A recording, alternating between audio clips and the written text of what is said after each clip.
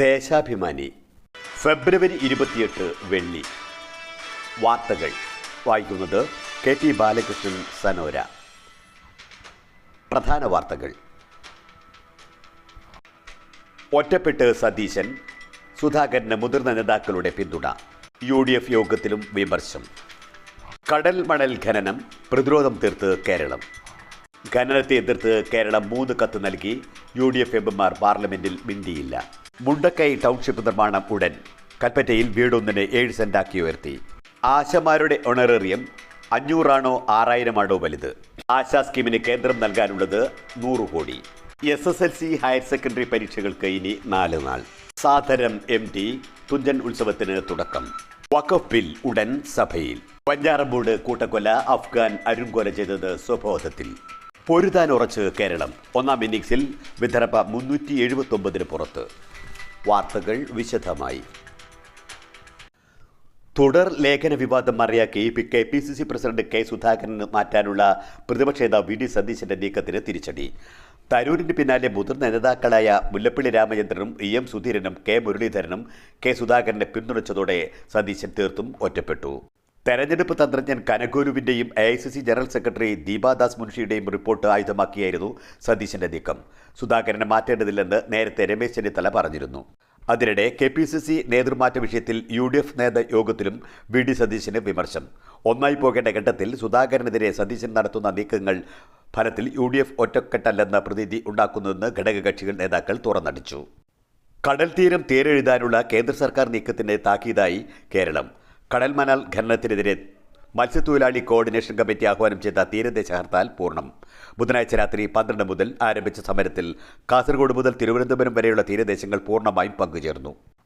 കടൽ മണൽ ഖനനം നടത്തുന്നതിന് കേരളം എതിർപ്പറിയിച്ച് 3 തവണ കേന്ദ്ര സർക്കാരിന് കത്ത് നൽകിയിരുന്നുവെന്ന് വ്യവസായ മന്ത്രി P. രാജീവ് പറഞ്ഞു. അതേസമയം പാർലമെന്റിൽ ഇത് നിയമമാക്കുമ്പോൾ UDF എംപിമാർ മിണ്ടാതെ നോക്കി നിൽക്കുകയായിരുന്നെന്നും കടൽ മണൽ ഖനനത്തിന് സംസ്ഥാന അനുകൂല നിലപാടെടുത്തതായി മനോരമ പത്രം വ്യാഴാഴ്ച നൽകിയ വാർത്ത അവരുടെ തന്നെ മുൻ വാർത്തകൾക്ക് വിരുദ്ധമാണെന്നും മന്ത്രി വാർത്താസമ്മേളനത്തിൽ പറഞ്ഞു. സ്ഥിരം ജീവനക്കാർക്കായി അംഗീകരിക്കണമെന്ന അടക്കമുള്ള ആവശ്യങ്ങൾ ഉന്നയിച്ച് ആശാവർക്കർമാർ കേന്ദ്ര സർക്കാർ ഓഫീസുകൾക്ക് മുന്നിൽ പ്രക്ഷോഭം നടത്തി. കാസർഗോഡ്, കണ്ണൂർ, കോഴിക്കോട്, വയനാട്, മലപ്പുറം, തൃശൂർ, കൊല്ലം, ആലപ്പുഴ ജില്ലകളിലായി നടന്ന സമരത്തിൽ ആയിരങ്ങൾ അണിനിരന്നു. ആശമാർക്കുള്ള ഓണറേറിയം വിഷയത്തിൽ 500 ആണോ 6000 ആണോ വലുത് എന്നാണ് സാമാന്യ ബോധമുള്ളവർ ചോദിക്കുന്നത്. 500 രൂപ മാത്രം വർദ്ധിപ്പിച്ച UDF 6000 രൂപ വർദ്ധിപ്പിച്ച LDFനെതിരെ സമരം നടത്തുന്നത് എന്തിനാണെന്ന് ആർക്കും മനസ്സിലാകുന്നില്ല. സംസ്ഥാനത്തെ ആശാ സ്കീമിനായി 2023-24 സാമ്പത്തിക വർഷം കേന്ദ്ര സർക്കാർ നൽകാനുള്ളത് 100 കോടി രൂപ. ദേശീയ ആരോഗ്യ ദൗത്യത്തിന് മുഴുവനായി കേന്ദ്രം നൽകേണ്ടത് 600 കോടിയോളം രൂപയാണെന്ന് മന്ത്രി വീണ ജോർജ് വാർത്താസമ്മേളനത്തിൽ അറിയിച്ചു. മുണ്ടക്കൈ ദുരിതബാധിതർക്കുള്ള ടൗൺഷിപ്പ് നിർമ്മിക്കാനുള്ള നടപടികൾക്ക് വേഗത കൂട്ടി സർക്കാർ. ആദ്യഘട്ടത്തിൽ കൽപ്പറ്റ മുനിസിപ്പാലിറ്റിയിലെ എൽസ്റ്റൺ എസ്റ്റേറ്റിലാണ് വീടുകൾ നിർമ്മിക്കുക. ഇവിടെ 7 സെന്റ് വീതമുള്ള പ്ലോട്ടുകളിൽ വീട് നിർമ്മിക്കും. 30 ലക്ഷത്തിൻ്റെതാണ് വീട്. പാതി വിലയ്ക്ക് സ്കൂട്ടർ നൽകുന്ന മണി ചെയിൻ തട്ടിപ്പ് പദ്ധതിയിലേക്ക് BJP നേതാവ് KN രാധാകൃഷ്ണൻ പ്രസിഡന്റായ സൈൻ എന്ന സംഘടന നൽകിയത് 42 കോടി രൂപ. മുഖ്യമന്ത്രി അനന്തകൃഷ്ണന്റെ 3 അക്കൗണ്ടിലേക്കാണ് പണം നൽകിയത്. ക്രൈംബ്രാഞ്ച് ഇതിന്റെ രേഖകൾ കണ്ടെത്തി. പാതിവില തട്ടിപ്പ് കേസിലെ മുഖ്യമന്ത്രി അനന്തകൃഷ്ണനെ വീണ്ടും റിമാൻഡിലായി. മലയാള ഭാഷാപിതാവിന്റെ ഓർമ്മകൾ ചുരിക്കുന്ന മണ്ണിൽ പ്രിയ കഥാകാരൻ MTക്ക് ആദരമായി തുഞ്ചൻ ഉത്സവത്തിന് തുടക്കമായി. തുഞ്ചൻ സ്മാരക ട്രസ്റ്റ് ചെയർമാൻ MT വാസുദേവൻ നായരുടെ വിയോഗശേഷം ആദ്യമായി നടക്കുന്ന പ്രണാമം MT തുഞ്ചൻ ഉത്സവം 2025 തമിഴ് സാഹിത്യകാരി ശിവശങ്കരി ഉദ്ഘാടനം ചെയ്തു. SSLC ഹയർ സെക്കൻഡറി പരീക്ഷകൾക്ക് ഇനി ദിവസങ്ങൾ മാത്രം. അവസാനവട്ട തയ്യാറെടുപ്പിലാണ് വിദ്യാർത്ഥികൾ. 16 ലക്ഷത്തിലധികം വിദ്യാർത്ഥികളാണ് SSLC ഹയർ സെക്കൻഡറി പരീക്ഷ എഴുതുക. മാർച്ച് 3 മുതൽ 26 വരെയാണ് 10ാം ക്ലാസ് പരീക്ഷ. 4,26,990 വിദ്യാർത്ഥികളാണ് രജിസ്റ്റർ ചെയ്തിരിക്കുന്നത്.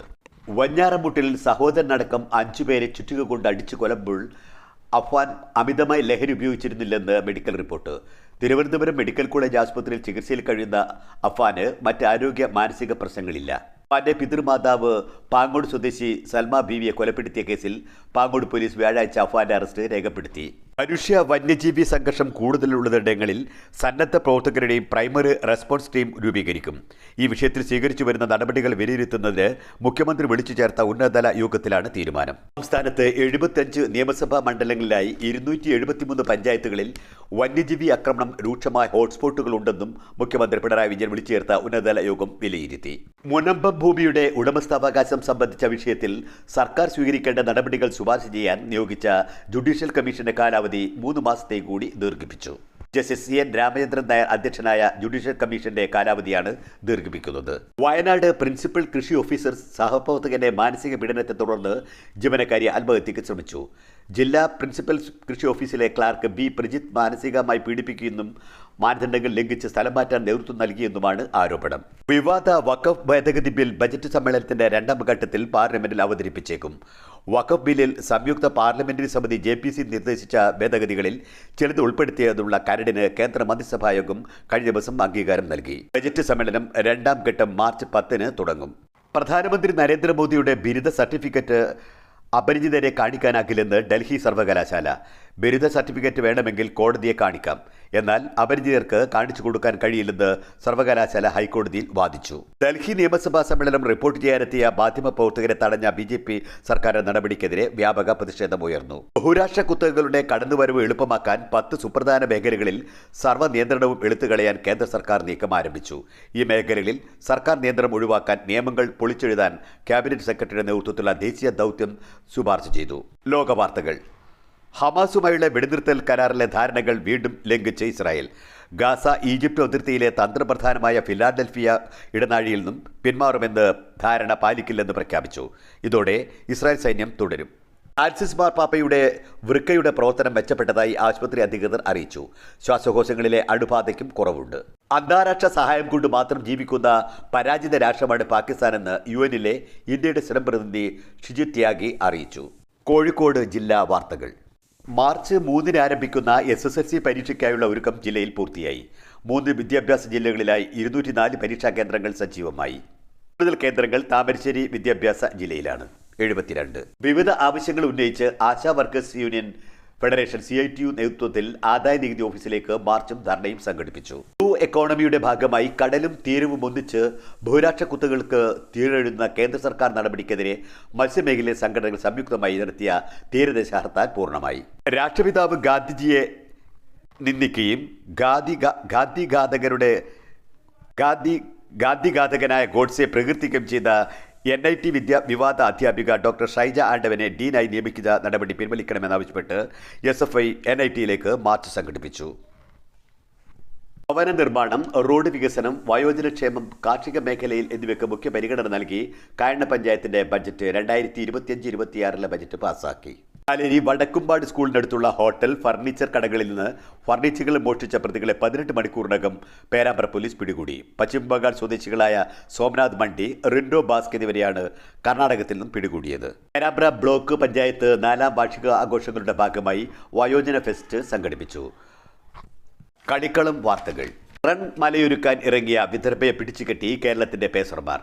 പൊരുതിക്കയറാൻ ഉറച്ച കേരളത്തിന്റെ ബാറ്റർമാരിൽ 3 പേരെ 131 റണ്ണെടുക്കുന്നതിനിടെ വീഴ്ത്തി തിരിച്ചടിച്ച വിദർഭ രഞ്ജി ട്രോഫി ക്രിക്കറ്റ് ഫൈനലിന്റെ 2ാം ദിനം കൊണ്ടും കൊടുത്തും സംഭവബഹുലമാക്കി. 9 വിക്കറ്റാണ് 2ാം ദിനം കടമുഴുകിയത്. വിദർഭ 1ാം ഇന്നിംഗ്സിൽ 379-ന് പുറത്തായി. 1ാം ക്ലാസ് ക്രിക്കറ്റിൽ 3ാം മത്സരം മാത്രം കളിക്കുന്ന ഏതൻ ആപ്പിൾ ടോം ആയിരുന്നു 2ാം ദിവസം കേരളത്തിന്റെ തിരിച്ചുവരവിന് കരുത്തേകിയത്. ലിവർപൂൾ 10 കളി ശേഷിക്കെ ഇംഗ്ലീഷ് പ്രീമിയർ ലീഗ് ഫുട്ബോൾ കിരീടത്തിനരികെ ന്യൂകാസിൽ യുണൈറ്റഡിനെ 2 ഗോളിൽ തോൽപ്പിച്ചതോടെ 1ാം സ്ഥാനത്ത് 13 പോയിന്റ് ലീഡായി. ഇതോടെ വാർത്തകൾ കഴിഞ്ഞു.